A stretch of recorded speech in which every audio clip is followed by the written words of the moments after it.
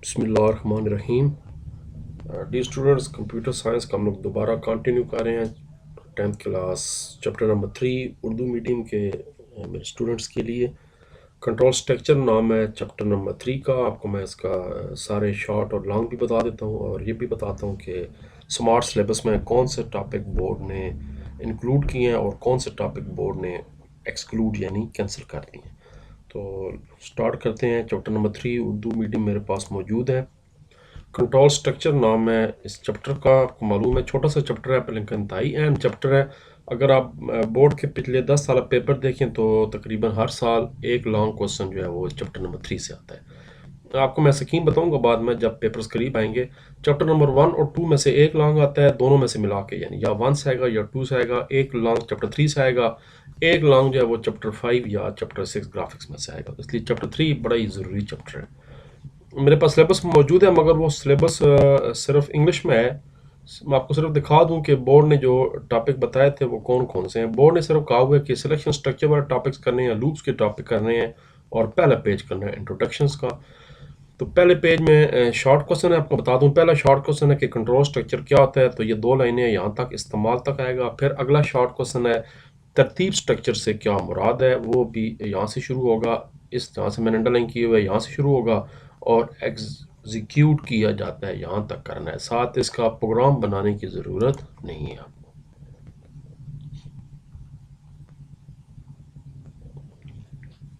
उसके बाद आगे चलते हैं।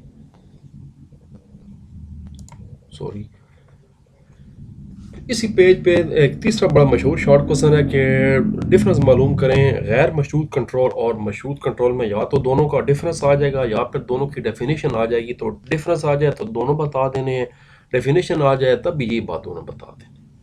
इसलिए ये 2 तरह के यानी सवाल आ सकते हैं, या दोनों का डिफरेंस आ सकता है या डिफाइन आ सकता है। नीचे फिर दोबारा ये रिपीट हुए हुए मगर यहाँ से करने की ज़रूरत नहीं है, यहीं से आप कर लें गैर मशरूत कंट्रोल क्या होता है और मशरूत कंट्रोल क्या होता है। 3 शॉर्ट हो गए आपके इस पहले पेज पे।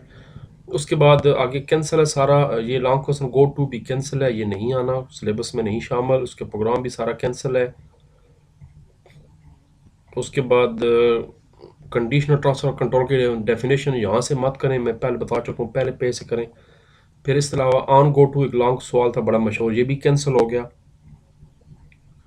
इसका प्रोग्राम भी फिर जारी बात है कैंसिल हो गया है।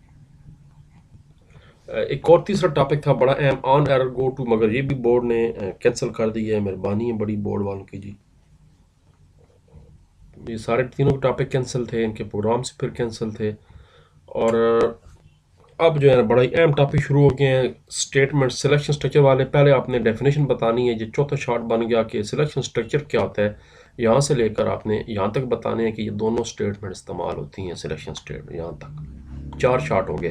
और पहला लॉन्ग आपका शुरू हो जाएगा कि इफ़ देन स्टेटमेंट पे नोट लिखें। यहाँ से स्टार्ट होगा डेफिनेशन, उसका सिंटैक्स, उसका फ्लो चार्ट और उसका एक प्रोग्राम। ये चारों काम होंगे तो फिर 8 नंबर मिलते हैं। 8 नंबर का सवाल आता है अमूमन लॉन्ग।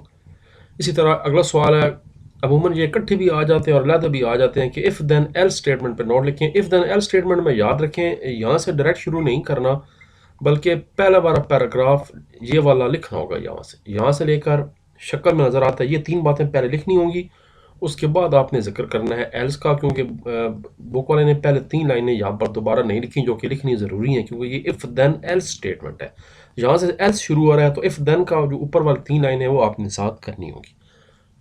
2 नंबर मिल जाएंगे। फिर 2 नंबर इसका साइंटिक्स हो गया, 2 नंबर फ्लो चार्ट हो गए। नीचे इसको डिफाइन लाजमी करना होता है और फिर इसका प्रोग्राम बनाना ज़रूरी होता है। तो यहाँ तक करना है, प्रोग्राम को आगे डिफाइन करने की ज़रूरत नहीं है। यहाँ तक भी आपने कर लिया तो लॉन्ग हो जाएगा। तो 2 लॉन्ग हो गए हमारे। उसके बाद ये एक प्रोग्राम है, बोर्ड में आ चुका है आज से चंद साल पहले, 8 नंबर का। तो ये एग्जाम्पल खाली तैयार कर लें कि find the largest number A, B और सी।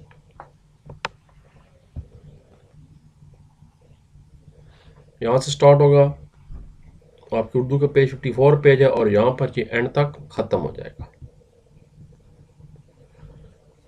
उसके बाद आगे जी 5वां short question, what is loops. Loop क्या होते हैं। तो ये यहाँ से लेकर ज़रूरत पूरी करता है, यहाँ तक डेफिनेशन है लूप्स की। 5 शॉर्ट हो गए।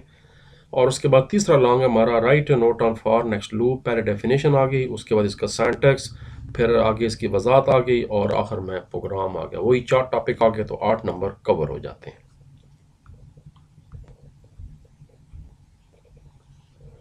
और फिर आखिरी लॉन्ग सवाल है वाइल व्हेन लूप क्या होता है, ये चौथा लॉन्ग सवाल है। मैं फिर बता रहा हूँ कि ये इंतहाई अहम चैप्टर है, छोटा सा चैप्टर है मगर बड़ा ही आसान और अहम चैप्टर है। एक लॉन्ग इसमें से इंशाल्लाह आएगा। वाइल लूप आ गया, वाइल का पहले डेफिनेशन, फिर वाइल का सिंटैक्स, फिर वाइल की आगे इंटरप्रिटेशन और फिर एक एग्जांपल वाइल की यहाँ तक मुकम्मल हो जाएगा। और आखिरी छठा शॉर्ट क्वेश्चन है कि नेस्टेड लूप क्या होता है, यहाँ से स्टार्ट करेंगे और बस डेट है। इसकी एग्जांपल कर लें साथ तो बेहतर है, अलग प्रोग्राम भी आ सकता है। तो 4 लॉन्ग थे टोटल और 6 शॉर्ट क्वेश्चन थे और 2 एक्स्ट्रा प्रोग्राम थे। एक नेस्टेड लूप वाला प्रोग्राम था और एक ऊपर मैंने नंबर मालूम करने वाला बताया। ये पैराग्राफ काट दें, इसकी ज़रूरत नहीं है। फिल द ब्लैंक्स नहीं करनी, एमसीक्यू करने हैं। पहला का आंसर है नीदर, उसके बाद अगले का स्टॉप आएगा, मेरे साथ साथ चलते रहें। फिर ऑन गो टू तीसरे का, उसके बाद चौथे का रन टाइम एरर है, पांचवें का फॉर नेक्स्ट है, ट्रू फॉल नहीं करने, बोर्ड ने कैंसिल कर दिए हैं। उसके बाद क्वेश्चन नंबर 4 कंट्रोल स्ट्रक्चर की तारीफ करें, आपको मैं बता चुका हूँ पहले पेज पे। नेक्स्ट लूप क्या कहते हैं अभी बताइए, मैंने थोड़ी देर पहले, ये भी शॉर्ट आ गया। साथ लिखा हुआ है मिसालों से वजाहत करें, अगर मिसाल क्या नहीं तो फिर मतलब है प्रोग्राम भी लिखना होगा आपने। क्वेश्चन 6 नहीं करना, बोर्ड ने कैंसिल कर दिया। उसके बाद ये दोनों मशहूर लॉन्ग सवाल, ये मशहूर डिफरेंस है दोनों का। फॉर और वाइल व्हेन में डिफरेंस एग्जैक्टली बुक पे कहीं नहीं लिखा हुआ, आपने सिर्फ इसकी दोनों की डेफिनेशन लिख देनी है, फॉर की और वाइल की, तो वो 2 नंबर आपको मिल जाएंगे। उसके बाद प्रोग्राम है, प्रोग्राम आपको कहीं से भी गाइड से मिल सकते हैं, मैं भी बाद में इंशाल्लाह इकट्ठे प्रोग्राम सारे बना के लोड कर दूंगा। उसके बाद क्वेश्चन नंबर 9 नहीं करना और आखिरी तीनों सवाल करने हैं। ये तीनों मशहूर लॉन्ग सवाल हैं। वाइल व्हेन लूप का सवाल है, उसके बाद फॉरवर्ड फॉर नेक्स्ट से ये बनाना है प्रोग्राम, ये सारे प्रोग्राम बनाने हैं इस तरह चैप्टर। और उसके बाद अगला 13वां और 14वां भी आपने ये प्रोग्राम दोनों करने, ये भी एक्सरसाइज में शामिल हैं दोनों आपके। ये देख लें 13 14, क्वेश्चन नंबर 2 है, 4 है, 5 है, 7 8 है, उसके बाद 10 12 और 14 है। 13 शामिल सॉरी नहीं है, ये 13 वाला शामिल नहीं है और ये वाला ये शामिल नहीं है, लेकिन ये वाला सवाल 14 शामिल है। और ये मैं आपको बता चुका हूँ, 10वां भी शामिल है, 12वां भी शामिल है। 11वां मैंने वैसे बच्चों से कहा हुआ कर लें, लेकिन बोर्ड ने कहा है कि 11वां भी सिलेबस में शामिल नहीं किए हुए उन्होंने, तो 11वें को भी फिलहाल काट दें। ये दोनों कर लें, 10वां भी कर लें और 12वां भी कर लें। अगर तीनों कर सकते हैं तो बेहतर है, क्योंकि बोर्ड वाले का पता नहीं लगता कि आप दे ही दे, बेहतर है तीनों कर लें तो अच्छी बात है। ठीक है जी, इंशाल्लाह नेक्स्ट वीडियो में मैं आपको अगला चैप्टर नंबर 4 अपलोड करके दूंगा। फिर सॉरी 4th मैंने इकट्ठा बनाया हुआ है पहले से एरे के साथ इंग्लिश उर्दू वालों का। 5वां आपको मैं अलहदा करके दूंगा और 6ठा भी आपको मैं अलहदा वीडियो बना दूंगा। अपना ख्याल रखिए, सी यू, अल्लाह हाफिज़, take care and good bye.